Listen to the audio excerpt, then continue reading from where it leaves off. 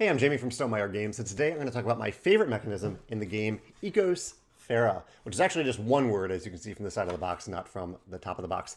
I'm really impressed by how eco-friendly the packaging is in Ecosfera. All the components, there's even a note about it, about how eco-friendly their efforts were. The product was designed and manufactured in line with the most stringent ecological standards. Even the bags in the game are these paper bags, which at first I was like, oh, that looks like like a cookie bag.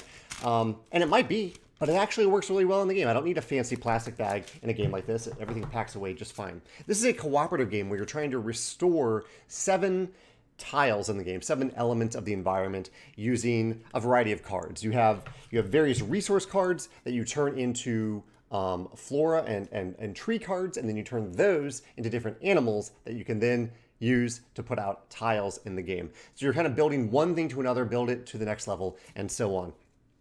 I really like that sense of progression of the game. But my favorite mechanism in Ecosfera is the kind of the crux of how things can go wrong in the game. I think this is a really neat twist in essentially what's an against the AI style a cooperative game, which is that things go wrong when you can't do something on your turn.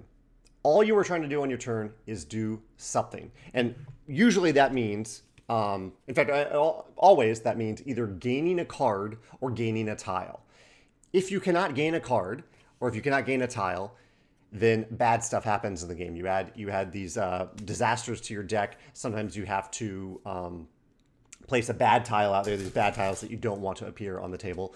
But that's it. Like, there's no AI to run in the game, which is, it's an against the AI game, but you're not really operating an AI, which was very refreshing. The game is never reminding you to do anything with the AI. Rather, it is purely a game about doing something. And the cooperation of the game is built around that. Since on your turn, you must do something, you kind of have to build up to that and make sure that you have the cards in hand so that you can so that you have the right combinations of icons, as you can see on the cards, the right combination of icons to gain another card, especially from the currently available cards, which change throughout the game. So that's the cooperation. There are times in the game where you can give cards to other players.